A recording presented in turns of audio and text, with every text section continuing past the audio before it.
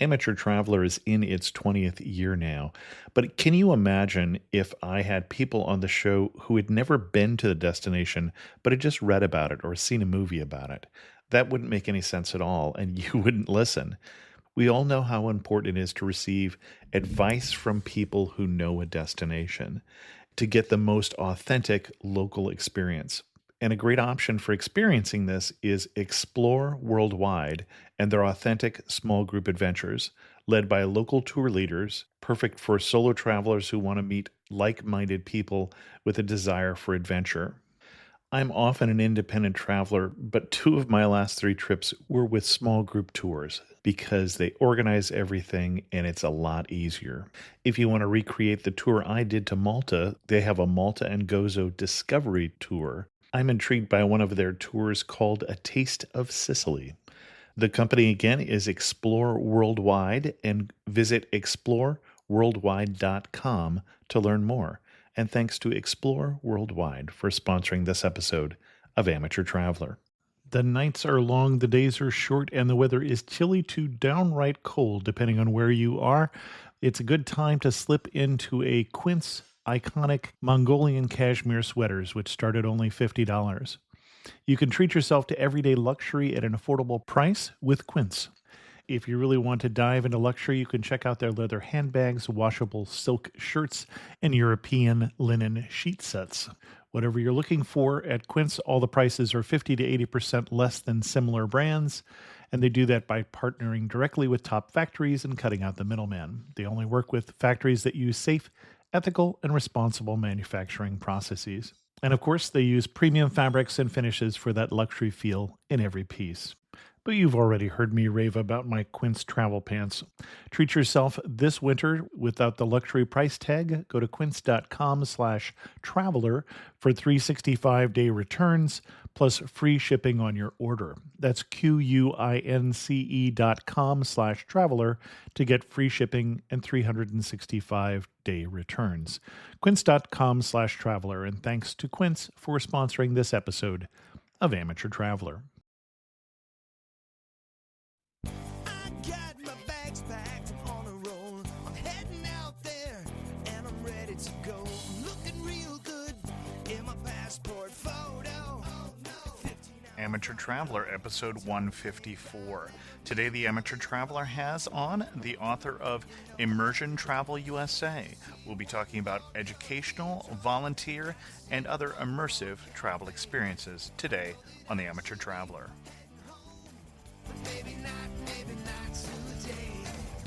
Welcome to the Amateur Traveler. I'm your host, Chris Christensen. Before we get into the interview this week, I did have two particular news stories that I wanted to point out to you. The first one is an interesting one.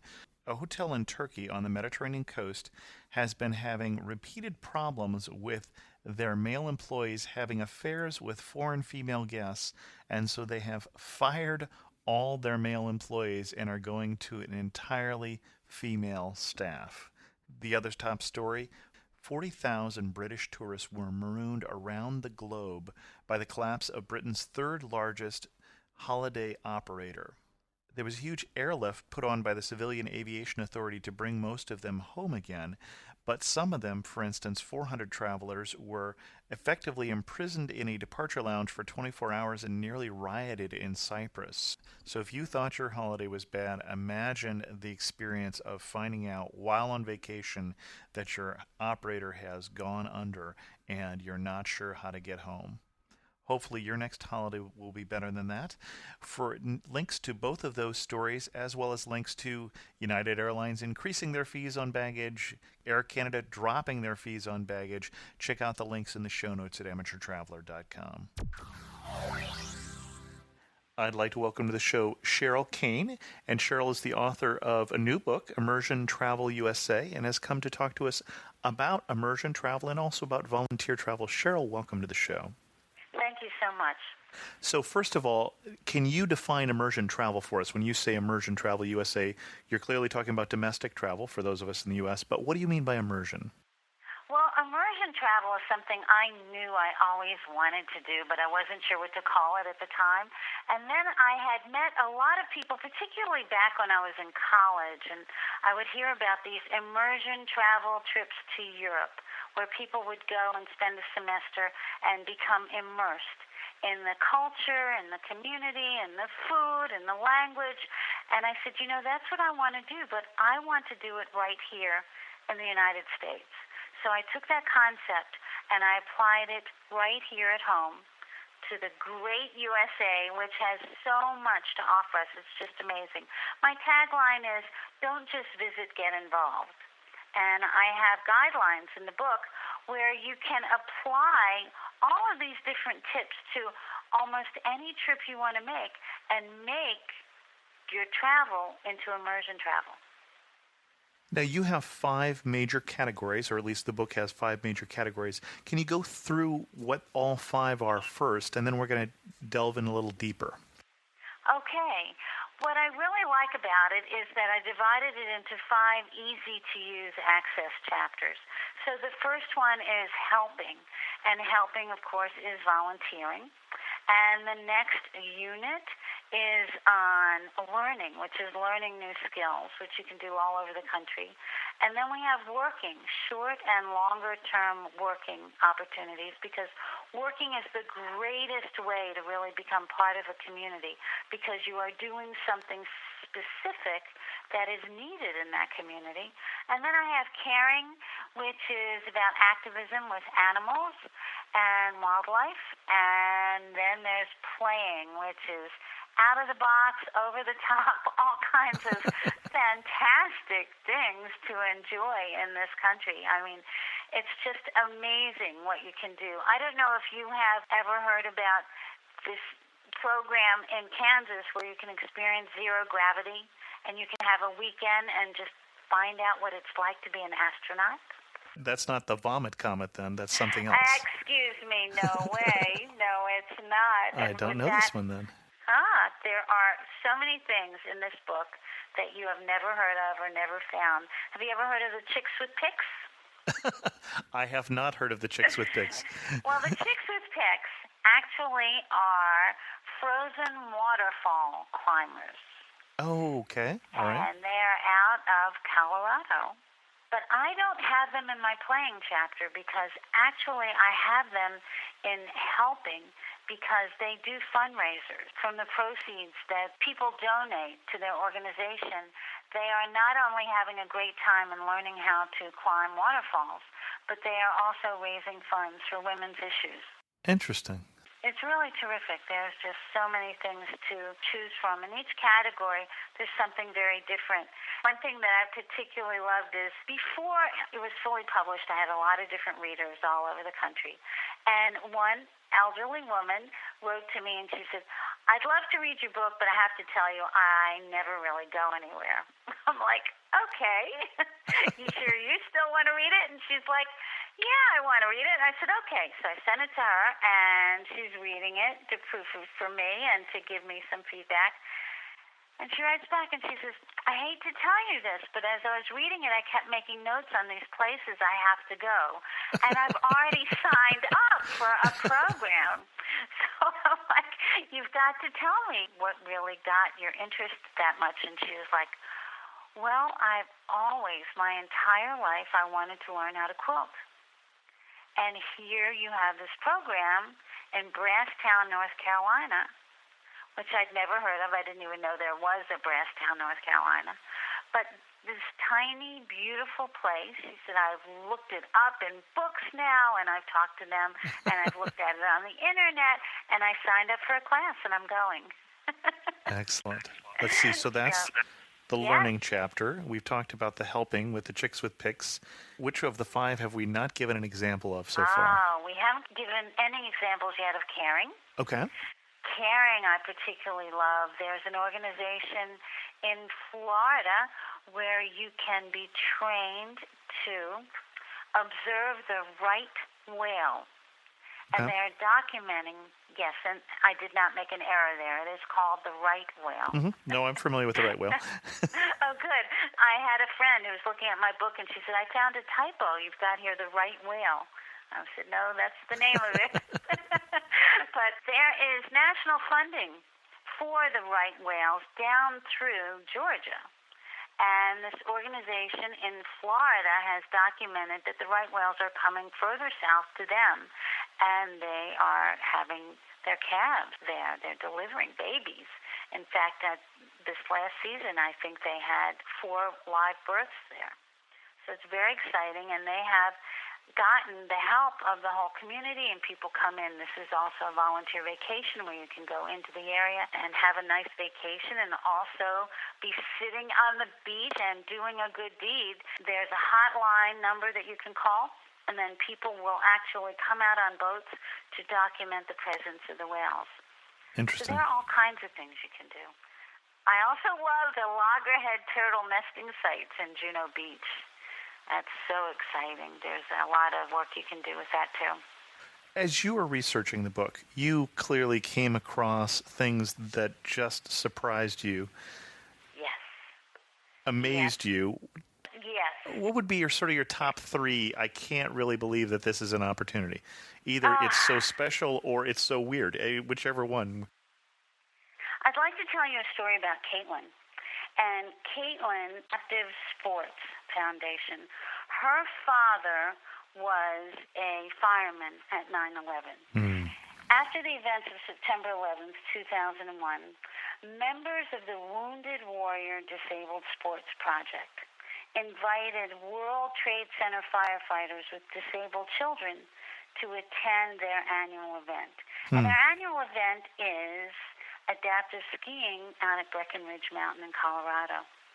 Wow. So John Cerubi, who is the fireman, and his wife, and Caitlin, and their other 3 children. Now they have another child as well, but then they had the 4 of them, and they all went. And Caitlin had never been on skis before, and she was 11 years old.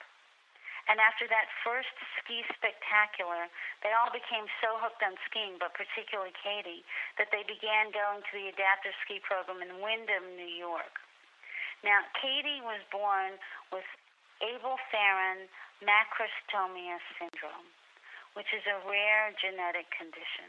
And she's legally blind and legally hearing impaired. And the way Caitlin puts it is that is that everything about her is normal except when it comes. She says, I can do everything except I'm special needs when it comes to skiing. And thank goodness I am, because she learned skiing because of their invitation to go out there. And she is now on the Special Olympics ski team. She just got on it. And in slalom skiing. And she's also a freshman at Harvard.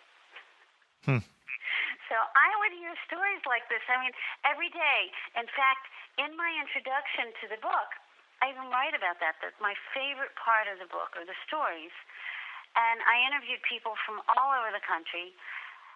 And either I ended up crying a little bit every day, or I ended up jumping out of my seat and going, wow! The woman I interviewed for rock climbing at Joshua Tree out in California. So I knew she was a rock climber, and I expected, just a story about rock climbing. So she says to me, hi, I just want to let you know that I am an overweight, middle-aged chick from New Jersey. I'm like, okay. And she says, so when you think of rock climbing, think of the opposite person you think of, and that's me. And she said, our family entertainment was that we went out to dinner into a bookstore, and my mother accuses me now at 45 years old that I just started rock climbing to get back at her, drive her crazy. But she said, I love it. She said, it's so wonderful having such a wonderful activity to do outside with friends in beautiful locations that there's nothing to match it. So you just never quite know what's going to get you hooked on something new. How did you find the stories that made it into the book? How did you find these interesting travel experiences, or how would I, other than obviously get the book? Yes, please get the book. You'll love it. It'll be right up your alley. Well, I travel a lot myself, but I also ask the organizations that I found to refer me to people, to someone who had participated in the activity. But very often I found them on my own. If and when you do pick up the book, page 349, there's this wonderful story about Cindy and Greg who are going on a caravan to Alaska. And I met them when I was the writer-in-residence in the Everglades National Park this year. Oh, okay. I lived Interesting. surrounded by volunteers, actually, a lot of RVers who can just get in their RV and go. There are so many trades and volunteer positions all over this country where you can pull in with your RV and get free services in exchange for work. Interesting. Pretty awesome. Now, you and I talked a little bit before we started recording about, I don't know of a lot of resources for finding volunteer travel experiences inside the U.S. Wow. Besides these opportunities, did you find organizations that people can plug into? Or if I don't find something, for instance, in an area that I'm going in the book, how would I find these kind of opportunities? Well, good old Google. That's basically, I do a lot of work with that, and I also do a lot of, on coolworks.com, they have short and long-term jobs, but they also lead you to all kinds of other connections. Some of the big ones, big obvious places to start, Earthwatch. You can go to earthwatch.org. They have some of the most amazing opportunities in this country where they hook up with scientists who are doing active research programs. Okay. And I was just interviewing someone today who had been out on the islands that stretch out from Alaska on a trip, and they were counting the seals, and they were studying the tracks, and the purpose of the trip was to help the researchers gather information about why the seal population was declining, because they had stopped the hunting of them, and yet the numbers continued to decline. And they were trying to find out why. What she learned the most there was how intricately everything depends on everything else, because the herring population had changed and this had changed. So she said there were so many parts of it, but that's a trip that you can literally buy a package, and most of the things are figured out for you, and you just get to go and volunteer different skills that you have and actually pick out what you'd like to do. There are an amazing amount of websites on the internet that give you volunteer opportunities. One is onebrick.org. They're one that will hook you up with almost anywhere in the country where you plug in the kinds of things you're interested in doing, and you can find out more. I know I, as a traveler, try to volunteer wherever I go. I was just living in Taos, New Mexico for a few months. I was a writing fellow at the Wurlitzer Foundation. And in my book, I also talk about applying for things like I do all over the country. And people say I notice to me, a theme here, okay? Well, when I was in Taos, I wanted very much to become a part of the Taos Pueblo, which is the Native American population there. It's one thing just to go visit, but when you extend yourself, you make relationships and meet people and have an effect on people, and you take something home with you that otherwise you just couldn't have happen. So I'm also a children's book author, so I donated my books to the Taos Head Start program and went in and read my books to the group, to all the groups actually, and performed my books as well for the kids. And then I was invited to go back and just talk to some older children. And I had a program with second and third graders, but then a seventh grade group came in.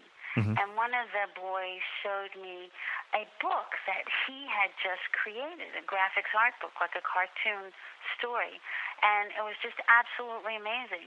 And I just stayed there their whole library time talking to them about what it means to be a working writer and how you go after your dreams and you can follow a passion. And you could see their eyes opening up just considering things, because just like you want to expose your own children, you want to expose children that you meet to other options and possibilities and let them know that windows are open and there are ways to go get an education and follow your passion and your love. So I'm very fortunate. Wherever I go, the first stop is almost always in the public library or in a community center or in town hall to look at a community board and just find out what's going on.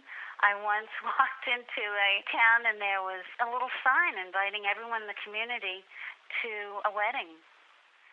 So I asked if I could go, and I went. And it was just great. It was just great. I was the breakfast lunch cook in Stehekin Valley Ranch a few years ago. So it's really great to always extend yourself, and just see what you can do. As you've done that, what's the best day you've had? The best day I've had. The best day I've had. How much time do I have to think? I have a good day every day. I just love what I do. I'm thinking of the day that made you want everybody else to know that this was something they should think about when they travel. If everybody could have this kind of day, it would change their life. Wow. Well, I would say that when I lived and worked in Denali National Park, my life's goal had been to be a park ranger. In fact, it's still one of my life's goals. I always wanted to be a park ranger. I had no idea it's really hard to become a park ranger. It's not an easy thing to do, particularly just for summer hire. And so one summer, in fact, 2005, I told my family and everyone, this summer I'm going to Alaska and I'm going to be a park ranger. And they're all like, okay, clear the decks, Mom's leaving, And then I put in all my applications like you're supposed to, but I didn't get any interviews. So I called Denali National Park. I couldn't apply for a lot of things. There are a lot of things in park ranger work that I was not qualified for. There were very few things. And I called the office and I asked if she could just check out my application. She got back to me and she said, you're not being interviewed. And she said, but there are hundreds upon hundreds of vendors who need people to do all kinds of jobs because there's such a huge influx. So she sent me the file. I wouldn't even open it because I was so determined I was not going to go do sales or something. I drove myself from Connecticut to Alaska. So, this is really a big deal for me. I was finally going to Alaska. But then one night I was drinking, that yogi tea? They have fortune on every tea bag. And had a cup of yogi tea. And the fortune said, when you can become more flexible, everything will fall into place.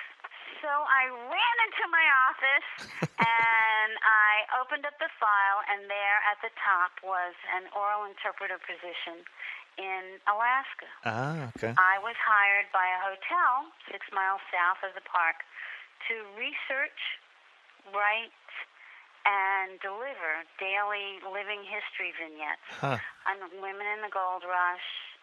I learned how to take people on nature trails. I learned Athabascan storytelling, which is native storytelling, and did a program on conservation. Then one day, in fact, right when my job started, I had a group of 3 people, 2 people who were park rangers in North Carolina. And they hung under my every word of my program. And they told me that I just did a great job, just like they wish all park rangers could do. I just almost started to kiss them. It just made me feel like $1 million. Like here I had a goal, and I found another way to achieve it. So I didn't get to go be a park ranger.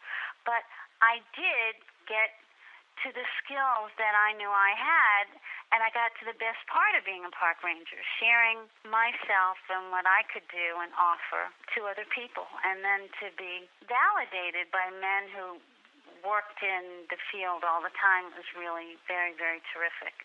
And then that same day, I took a different group on a nature trail, and a woman bent down and handed me a rock.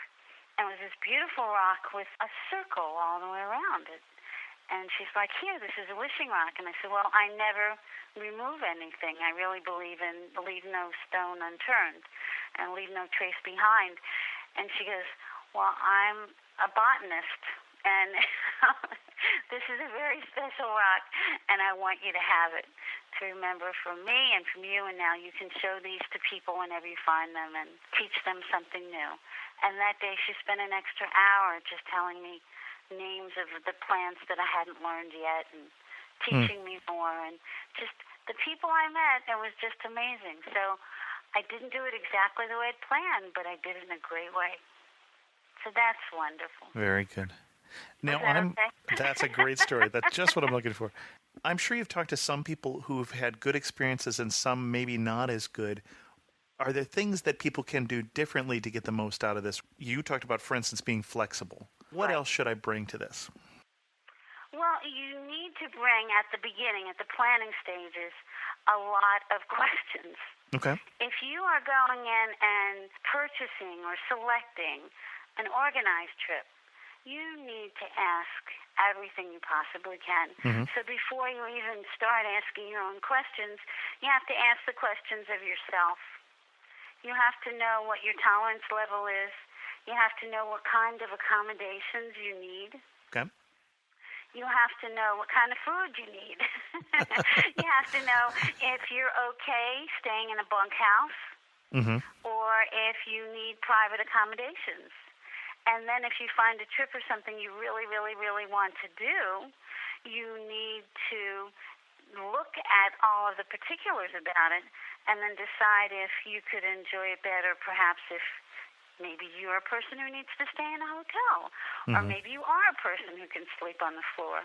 I interviewed a mother, and she and her husband and their 2 children went for a week to Arizona. They're in my book. They worked on a Native American reservation.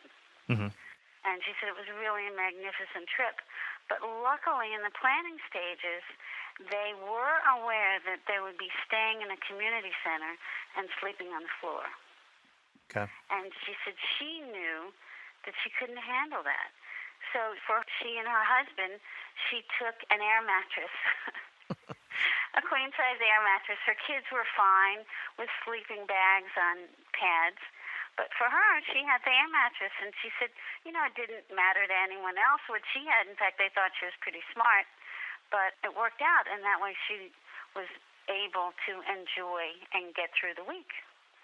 It also helps to plan a few days on your own, usually, before and after you're doing something big, like if you're going on a volunteer vacation.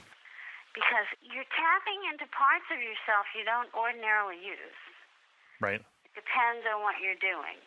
But it tends to be a totally unique, different kind of experience than anything you're used to. So it's really important to give yourself some adjustment time on both ends. Okay. To ease in and ease out. Just a couple last questions as we wind this down. Before you did the first kind of trip like this, what do you wish you'd known? Oh, well, this all started actually because a few years ago I took a trip, and I don't want to sound like a spoiled brat. I mean, I was really thankful and appreciative to get to go, but I went to Mexico, to Cancun. It was our anniversary, and it was a lovely trip. But I'm a person who, even when I was raising my children, always said, intelligent people are never bored. I was bored on that trip.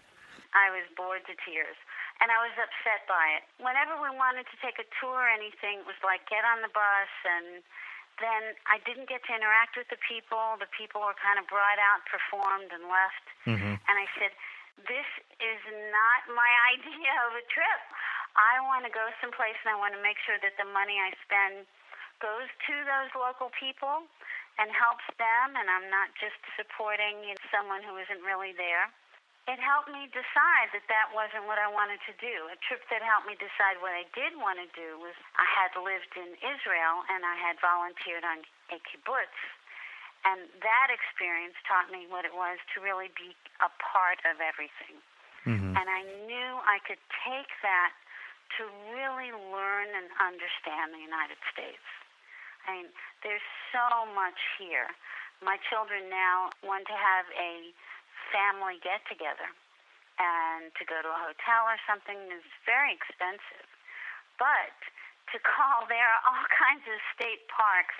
My kids live in New York and I live in Connecticut, and there are fantastic state parks, particularly in New York, that have rentals of cabins, like for under $50 a night, even under $50 a weekend, some of them. And you can go, you take in your own food, everyone can hike and enjoy places, and it's just a wonderful way to enjoy everybody in the great outdoors. And that's the kind of elements that I like to incorporate in immersion travel. Well, and I certainly understand what you're saying. If this comes out actually on schedule, which it may not, I will be in Mexico building houses, actually. So with a group called Esperanza, which I've done. I think this will be my 12th year down, and I haven't seen Mexico outside of Tijuana, which is not people's usual experience, but the people.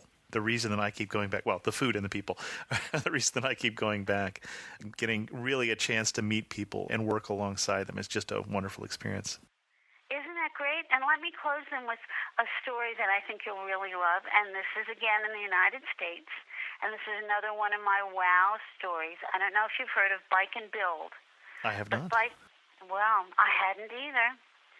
Bike and Build organization is for young people ages 18 to 27. And it's a fundraiser where if you want to sign up, the idea is to bike from coast to coast. Oh my, and okay. You raise $4,000 to go towards low-income housing. And then after you raise the first $1,000, they send you your bike. And then you get in training because you're going to be biking like 3,800 miles. The person that I interviewed, and her story's in the book and her picture's in the book, it's fantastic. She had just graduated college and she was going on for a master's doctorate program. In fact, her family had said to her, oh, why don't you go to Europe? And she said, I really want to visit the United States first. I haven't been to so much of the United States. So she signed up for Bike and Build. And the very first day of her experience, she started in Norfolk, Virginia, and she biked to Oregon. And it was a group of 27 of them. And along the way, they stayed in churches and community centers, and people brought potluck dinners to them. And she said she never got so sick of pasta in her life. There was so much pasta. But she's a great, great kid. But she said the very first day she was in Norfolk, Virginia, and here they were. Everyone had their hammers and their nails, and everyone's doing all this work. And she was actually painting outside. And she said, you just heard this litany of normal, busy sound. Suddenly, a woman's laughter broke into everything. She said it was not just laughing at a joke. It was like almost hysterical laughter. It was like so loud and so robust and so big that she turned around to see what was going on. This woman was standing there with a hammer. She'd been working so hard to hammer this nail in to the siding of the house that when she accomplished it, she broke into uncontrollable laughter. And it turns out that that woman was the owner of the house. She was so taken over that here she was surrounded by all these young people working with her to fix her home. She was beyond words. It was just so moving. So Len said that whenever people asked her what the build part of Bike and Build meant, she told them that story. So there's a lot of people in need and a lot of people doing wonderful things all over this country, and I hope to share all of that with you through my book. Our guest again has been Sheryl Kayne. Her book is Immersion Travel USA. And Sheryl, you have a website also. Could you give us that address? I do. It's www.immersiontraveler.com. That's IMMERSIONTRAVELER.com. And it's Sheryl Kayne. It's Kayne. I always tell people, if you spell my names right, you can always find me. And I'll put a link to both the book and the website in the show notes at thank you. amateurtraveler.com. And Thank Sheryl, you. thank you so much for coming on the show. Oh, my pleasure. This is great. Absolutely great. And thank you to all your listeners. And it's a terrific show, and thank you for including me. You're welcome. We've already mentioned quite a few websites on this show, so I'm going to skip the internet resources because of the length of this show. I would remind you that if you enjoy The Amateur Traveler, feel free to go vote for it at podcastawards.com.